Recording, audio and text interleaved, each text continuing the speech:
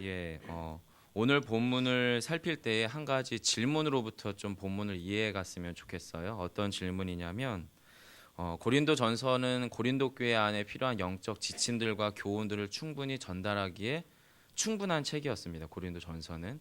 네, 그럼에도 불구하고 고린도 후서를 기록하게 됐던 여러 가지의 이유들이 있지만 가장 직접적인 원인은 이제 정작 고린도전서라는 편지글을 쓰고 고린도 교회를 세워나가는 교사의 자리, 아비된 자리에 있었던 사도 바울의 사도권 자체가 이제 위협받게 됐을 때, 달리 말하면은 고린도 교회 교인들이 더 이상 사도 바울을 진짜 사도로, 진짜 목회자로 인정하지 못하는 어떤 그런 관계의 어려움들이나 또 여러 가지 흔들려지는 두 관계 안에서의 신뢰 관계가 흔들리는 상황 가운데에서 고린도후서를 쓰게 된 거거든요. 그래서 이 질문으로부터 오늘 본문을 좀 살펴보려고 하는 겁니다. 사도 바울의 사도권, 뭐 달리 표현하면 영적인 권위가 될 수도 있고요, 영적인 영향력이 될 수도 있는데, 이런 사도 바울의 사도권이 위협받을 때 그 사도 바울은 그 상황을 어떻게 반응했는가라는 질문이에요. 이걸 이제 우리식으로 제 입장에서 또 여러분의 형편에서 이 질문을 이렇게 돌려봐도 됩니다.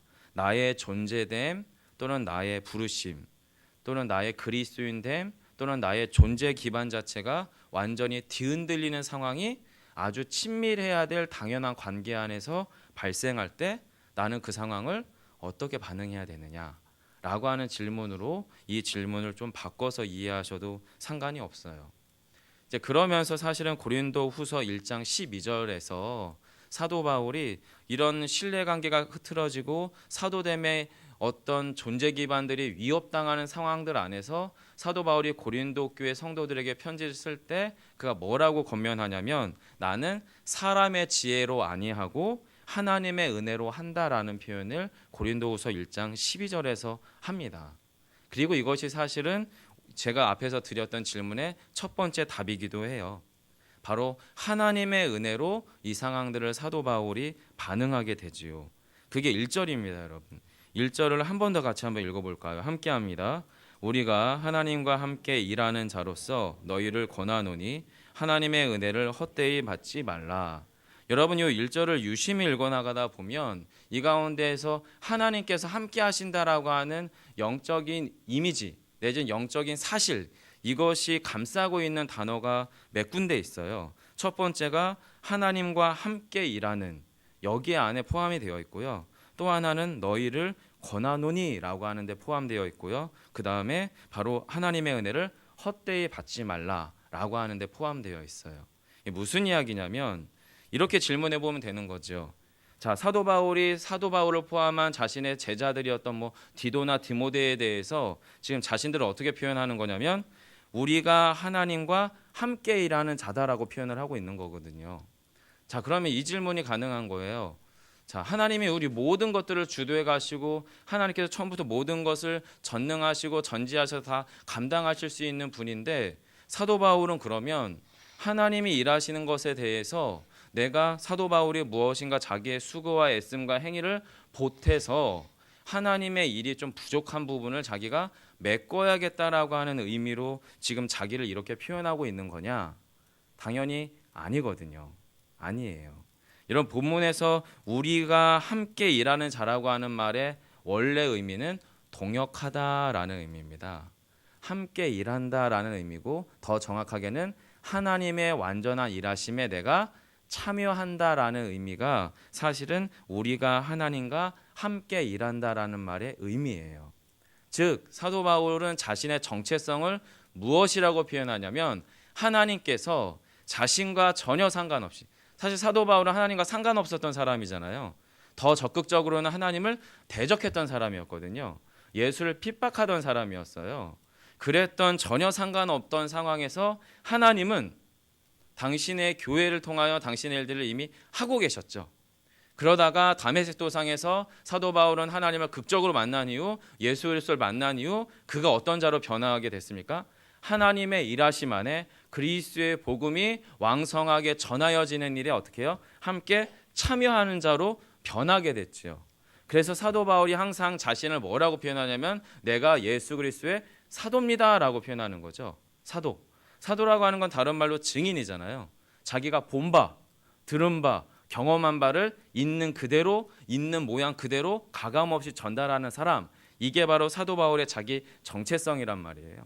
그리고 그것은 지금 본문 1절에서 하나님과 함께 일한다라고 하는 의미 안에도 포함되어 있는 거죠. 하나님이 일하실 그 모양 그대로에다가 자신이 어떻게 해요? 함께 참여할 자로 이미 참여케 되었다라고 하는 표현을 지금 하고 있는 겁니다. 즉 하나님께서 지금 자신을 통하여 고린도 교회 가운데 일하고 계시잖아요. 그런데 지금 자기는 어떤 어려움을 당하고 있냐면 자신은 하나님과 함께 일하는 사람이 아니라는 거죠. 사도가 아니라는 거죠. 그리스도의 사도가 아니라고 하는 공격을 지금 고린도 교회 안에 당하고 있잖아요. 그럼 인간적인 어떤 인지상정상 내가 너희들에게 어떻게 수고했는데 너희가 나한테 이럴 수 있어라고 하는 그런 어떤 배은만덕이나 괘씸한 분노 같은 게 사도 바울 안에서 일어나야 하는데 사람의 원래 습성은, 하지만 사도 바울은 지금 고린도 교회는 누가 일해 가시는 겁니까? 하나님이 일해 가시는 거죠. 하나님께서 주장해 가시고 하나님께서 당신의 교회를 교회 되게끔 하는 것에 자신이 참여한 거예요. 그런데 그 가운데에서 자신이 애매한 고난을 지금 당하게 된 거죠. 그러면 사람의 마음은 그 애매한 고난으로부터 날 빨리 벗어나게 하고 그걸 변호하려고 하는 방식으로 자기 상황들을 다루어야 하겠지만 사도 바울은 그러지 않은 거예요. 자기의 정체성이 뭐냐면 자신은 하나님의 일하심 안에 참여한 자이기 때문에 그 가운데서 하나님이 드러날 수 있는 방식이 뭘까를 고민합니다. 그래서 그가 아주 겸손하게 고린도 교회 사람들에게 뭐를 하냐면 권면을 합니다. 권면. 지금 너희를 권한다라고 말할 때 이 권하다라고 하는 단어가 파라클레오라는 단어예요. 그리고 파라클레오. 네. 그리고 이 파라클레오로부터 시작하는 또 다른 단어가 뭐냐면 파라클레토스. 다시 말하면 보혜사라고 하는 말이에요. 실제로 성령님에 대한 영적인 설명 중에 하나가 뭐냐면 우리 곁에 앉으셔서 우리를 가르치시고 권면하시고 교훈하시고 위로하시는 분이 되십니다라고 하는 말을 쓸 때 우리는 성령 하나님을 보혜사라고 표현합니다. 즉 지금 사도 바울은 1절을 써나가면서 무엇을 지금 염두하고 있는 거냐면 자신의 지혜로, 사람의 지혜로 내가 너희들 가운데 어떻게 수고했는지를 입증하려고 고린도 교회에게 편지를 쓰고 있는 게 아닙니다. 하나님의 교회였어요. 자신이 과거 예수 믿는 사람을 박해했었을 때에도, 그리고 어쩌면 이제 사도가 되어서 복음에 참여하는 자가 됐어도 지금 고린도 교회는 하나님의 교회인 것이 분명해요. 거기에 하나님의 은혜로 나도 어떻게 해요? 참여한 자가 되었어요. 그래서 고린도 교회를 향한 사도 바울의 목마름은 뭐냐면 너희 역시도 하나님의 은혜 안에 참여한 자로 부르심을 받았기 때문에 그 부르심 가운데에서 우리를 어떻게 해요? 깨닫게 하시고 권면하시고 알게 하시고 위로하시는 보혜사 성령의 깨우치심, 깨닫게 하심으로 어떻게 해요? 그들을 권한다라고 이야기하는 게 지금 1절이란 말입니다. 그래서 그렇게 성령께서 우리 곁에 앉아서 하나님의 은혜가, 하나님의 복음이 그리스도를 통하여 우리 안에 우리를 어떻게 교회되게 하셨는지를 성령께서 우리 안에 일일이 깨닫게 하시고 느끼게 할 테니, 그러니 사도 바울이 지금 뭐라고 얘기하는 거냐면 그러한 하나님의 은혜를 어떻게 해요? 헛되이 받지 말라는 겁니다. 헛되이 받지 말라. 이거는 사도 바울의 인력으로 자신의 지혜로 설득해 가는 게 아닌 거죠. 이미 사도 바울 안에 하나님의 은혜가 충만해요. 자신을 비방하고 헐뜯고 공격할지라도 그것이 고린도 교회를 사랑하고 하나님의 교회로서 그를 품어내는데 전혀 방해가 되지 않습니다. 다만 사도 바울의 애달픔은 뭐냐면 내 안에 하나님의 은혜가 주의 성령께서 나를 교회되게 하셨고 사도되게 하신 것처럼 너희 또한 그렇게 교회되게 했는데 너희가 왜 그렇게 하나님의 은혜를 헛되게 버리느냐, 지금 그런 안타까움으로 1절을 열어가고 있는 거예요. 그리고 그러한 하나님의 은혜가 어떠한 은혜인지를 사도 바울은 지금 자신이 그런 위협받는 상황들 안에서 세 가지의 방식으로 그것 가운데 반응해요. 이미 앞에서 말씀드렸죠. 하나님의 은혜 안에서 이 상황들을 해석하려고 했고요. 또 하나는 말씀을 통한 재해석이었습니다. 달리 말하면 구약의 신약적 재해석이 바로 2절 안에 등장해요. 은혜에 대한 이야기가 덧입혀지면서 지금 이제 추가적인 설명이 2절에 등장하는 건데요. 여러분 2절 같이 한번 읽어보겠습니다. 함께합니다. 시작.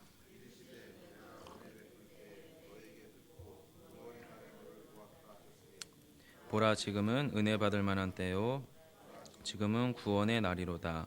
네, 여기서 정확하게는 인용된 구절은 이사야 49장 8절의 말씀인데요. 8절의 말씀은 2절의 중반절까지의 말씀이에요.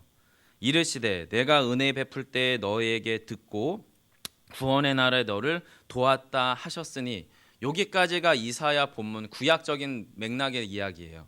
이걸 사도 바울이 신약적 현장, 고린도 교회 현장 안에서 그것을 재해석합니다. 그게 뭐냐면 2절 후반절입니다. 제가 읽어드릴게요. 보라 지금은 은혜 받을 만한 때요 보라 지금은 구원의 날이로다.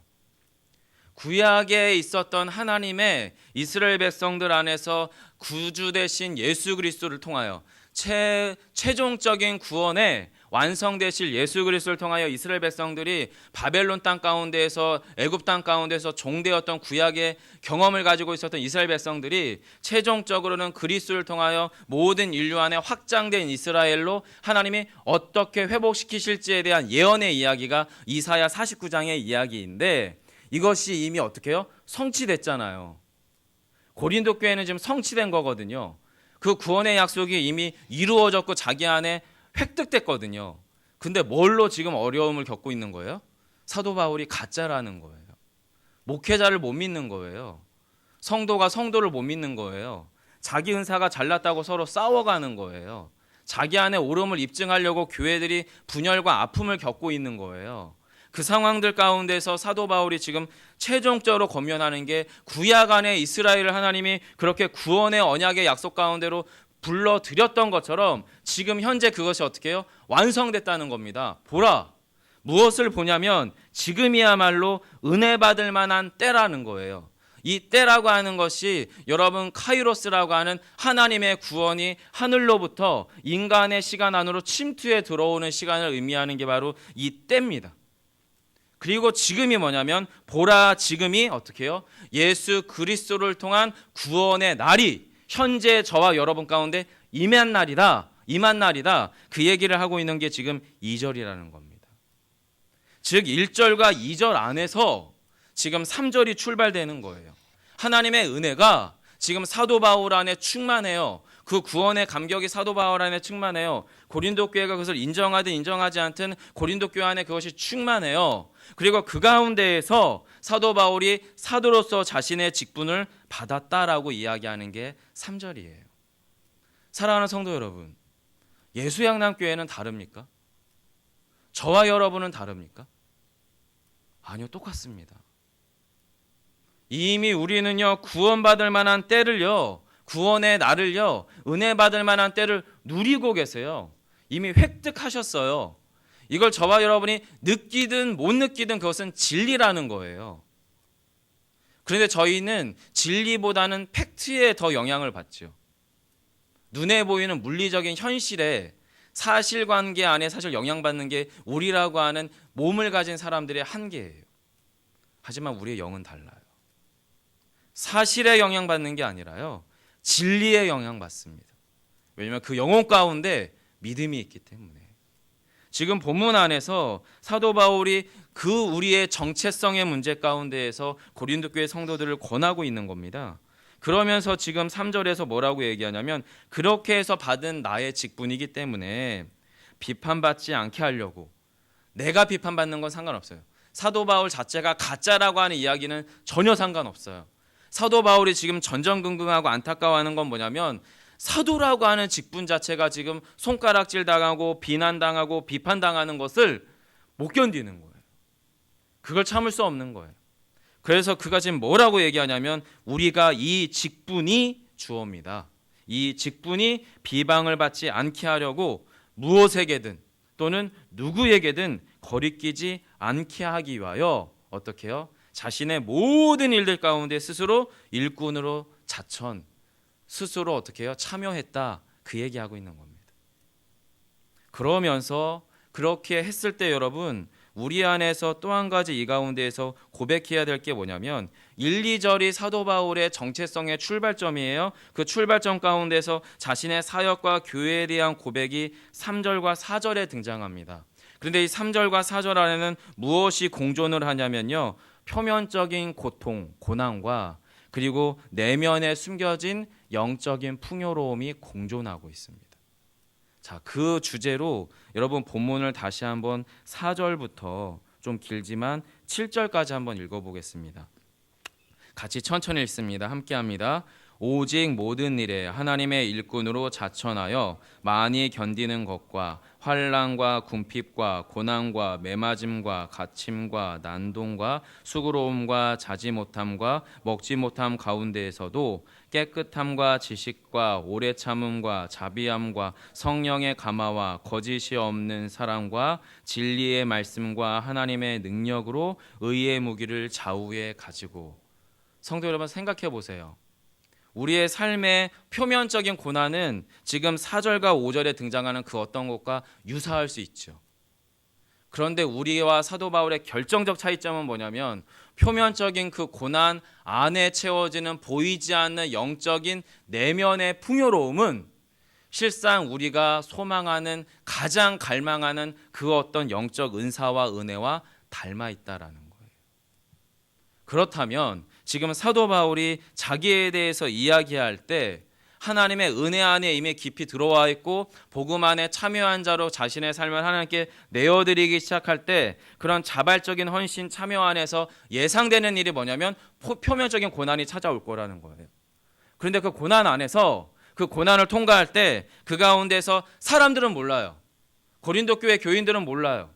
사도권에 대해서 지극히 공격하고 있지만 그 가운데서 사도 바울이 그런 공격을 당함에도 불구하고 그 눈에 보이는 현실과 상관없이 그의 내면을 차고 있는 게 뭡니까? 깨끗함, 지식, 오래 참은, 자비, 성령의 감화, 거짓 없는 사랑, 진리의 말씀, 하나님의 능력으로 의의 무기를 좌우에 갖춘 상황, 이것이 내면에 경험되어지면 눈에 보여지는 물리적인 결핍과 고난과 고통은 사도 바울에겐 지금 별 문제가 아닌 상황이 되어버렸어요. 이게 저는 그리스도인이라고 믿습니다. 여러분, 이것은 뭐 기계적으로 슈퍼맨처럼 그렇게 살자 그 얘기가 아닌 것 같아요. 우리 안에서 복음이 할 일이겠죠. 그런데 우리는 정반대의 모습이 나타날 때가 있죠. 앞에 눈에 보이는 표면적인 고난이 나타나면 그 아래 숨겨져 있는 영적인 풍요로움을 어떻게 해요? 놓쳐버립니다. 그건 뭔가 이상한 거죠. 둘 중에 하나입니다. 그 고난은 복음을 위한 고난이 아니든지 아니면 우리가 복음을 위한 고난을 싫어하든지. 그런 경우에는 분명히 그 안에 지금 영적인 풍요로움이 어떻게 해요? 상실되는 방향으로 우리의 삶이 이끌어져 가겠죠. 사도 바울은 그래서 자신의 현실에서 공존하는 현실을 그냥 감내합니다. 영광의 사도예요. 동시에 욕됨의 사도예요. 악한 악명 그리고 부정적인 평판을 듣는 사도예요. 동시에 아름답고 찬란한 평판을 듣는 사도예요. 그 상황을 어떻게 해요? 그냥 가는 겁니다. 견디면서 그렇게 가는 거예요. 그러면서 사도 바울 안에 최종적인 분별이 뭐냐면 무엇이 진짜 나에게 실제이냐라고 하는 질문을 사도 바울은 자신에게 던져요. 그게 여러분 8절 후반절부터 그 아래의 내용들인데요. 10절까지입니다. 우리는 속이는 자 같으나 참되고 무명한 자 같으나 유명한 자요. 쭉 보세요. 그러면서 뭐가 서로 대조되냐면 속이는 자와 참됨, 무명과 유명, 죽음과 삶, 징계와 죽임당하지 않음, 근심함과 기뻐함, 가난함과 부요함, 아무것도 없는 것 같으나 모든 것을 가진 자. 이 두 가지가 대치되거든요. 두 가지 중에 어느 한쪽이 사실일 거잖아요. 두 가지 중에 어느 한쪽이 우리에게 실제여야 하잖아요. 지금 사도 바울이 무슨 이야기하고 있는 겁니까? 후반에 있는 것이 우리의 실제라는 겁니다. 후반에 있는 것이 우리의 실제라는 거죠. 여러분, 제가 앞에서 말씀드렸어요. 우리는 팩트의 영향을 받는다고. 하지만 우리는 최종적으로는 진리의 영향을 받아야 되는 사람들입니다. 시간 관계에서 짧게 말씀을 드리면 오병이어의 기적 가운데에서 여러분 하나님께서 사용한 믿음은 어린아이의 도시락이었어요. 그리고 그 가운데서 제자들은 뭐라고 이야기하냐면 어떤 사람은 지금 200다니엘이나 돈도 부족해요라고 얘기합니다. 팩트예요. 객관적 사실이에요. 근데 그 객관적 사실이 한계가 뭡니까? 그건 객관적 사실일 뿐 현실을 바꿀 수가 없어요. 200데나리라고 하는 아주 과학적이고 수치적인 정확한 진단을 했어요. 빌립이라고 하는 제자가. 그런데 주님의 질문은 그게 아니었어요. 너희가 어디에서 떡을 사서 이 사람들을 먹이겠느냐라는 질문이었어요. 그런데 빌립의 대답은 뭐냐면 팩트를 얘기했어요. 200데나리온의 돈이 있어도 부족합니다. 주님은 진리를 물어봤는데 제자는 사실을 대답한 거예요. 안드레는 더 과간이에요. 아이의 도시락을 가져다가 주님께 내어드리면서 이거 가지고 되겠습니까? 라고 얘기합니다. 아이는 주님의 말씀을 들으며 진리 가운데 반응해서 진리로 자신의 도시락을 내어준 아이의 그 믿음을 어떻게 해요? 안드레는 짓밟아 버리는 거예요. 그 가운데에서 여러분, 우리가 오늘 이 본문의 8절 후반절부터 11절 가운데에서 나의 실제가 어디냐라고 하는 것에 대한 복음적인 도전이 오늘 본문 안에 있는 겁니다. 내 눈에 보이는 물리적인 결핍 상황들이 우리 안에 있지요. 하지만 여러분, 결핍이 문제가 아니라요, 결핍 때문에 우리 안에 작동되는 불신앙이 문제인 것 같습니다. 결핍 때문에 발생되는 내 안의 영적인 풍요로움을 상실하는 마음이 문제인 것 같아요. 이것이 저와 여러분의 신앙생활 안에서 가장 큰 걸림돌이 되지 않냐라는 거죠. 사도 바울은 지금 고린도 교회 성도들에게 이 지점들에 대해서 이야기하면서 무엇을 이야기하냐면 자신들의 입이 열렸다는 겁니다. 복음이 열렸다는 거죠. 그리고 그들의 마음이 넓어졌다고 이야기해요. 지금 사도 바울의 마음이 하나님의 마음을 담아버려서 이제 고린도 교회 교인들을 자신의 영적 자식과 같이 품어내게 됐다는 거예요. 그러면서 지금 고린도 교회 성도들에게 지금 이야기하고 간절히 지금 권면하는 게 두 가지예요. 우리 안에서 좁아진 것, 12절이죠. 너희가 우리 안에서 좁아진 것이 아니라 오직 너의 심정 안에서 좁아진 거다. 달리 말하면 진리에 묶인 자가 아니라 자신들의 사실에 묶인 자라는 거죠. 부정확한 사실. 사도가 가짜래. 사도 바울이 가짜 사도래. 거짓 교사들의 속임과 미혹을 분별해낼 수 있는 영적 분별력이 없다 보니까 자신 안에 자기 욕망대로 사도 바울에 대한 불편한 감정이 있었던 그 사람들이 자신들의 부정확한 사실을 어떻게 해요? 믿어버리는 자신의 좁은 심정 안에 갇혀버렸다라고 지금 이야기하고 있는 겁니다. 그러면서 사도 바울이 뭐라고 권면하냐면 내가 자녀에게 말하듯이 하느니 보답하는 것으로 너희도 어떻게 해요? 마음을 넓혀라. 이게 뭔 얘기냐면 너희 안에 그리스도로 반응해라. 너희 안에 복음의 진정성이 우리 안에 거하시는 성령께서 지금 뭐라고 하시는지 거기에 귀를 기울여라. 그 얘기가 지금 사도 바울의 권면이라는 겁니다. 나머지 뒷부분 시간 관계에서 전달을 못하겠지만 우리 안에서도 똑같은 싸움이 있죠.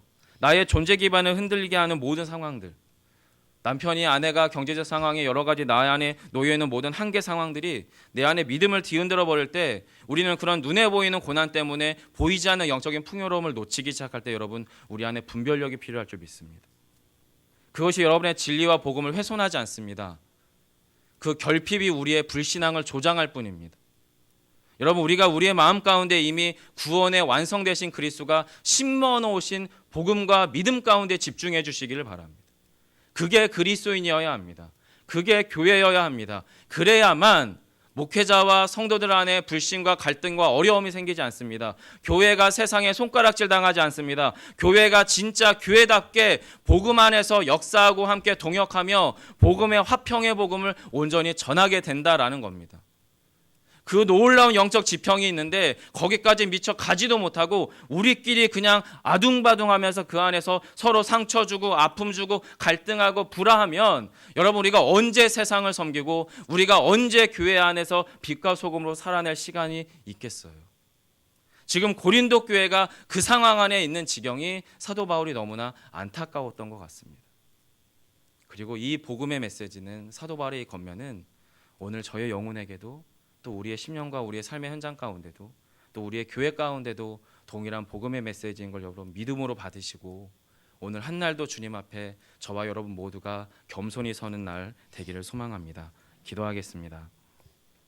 살아계신 아버지 하나님, 그렇습니다. 이미 그리스도께서 우리 안에 이루신 복음의 그 약속, 구원의 때의 완성이 우리 안에 이미 이루어졌고 이것이 우리의 현실, 우리의 진리가 되고 우리의 실제가 되기를 간절히 소망합니다. 우리는 여전히 연약함으로 눈에 보이는 고난과 결핍에 반응하는 나머지 우리 안에 이미 누려야 될 영적인 풍요로움을 놓쳐버릴 때가 있는데 주님 우리가 그것 가운데 빠지지 아니하도록 우리의 중심을 지켜주옵소서. 주의 은혜와 생명과 복음의 감격이 우리를 압도하는 오늘 한 날 되기를 간절히 소망하며 예수님 이름으로 기도합니다. 아멘. 하늘에 계신 우리 아버지여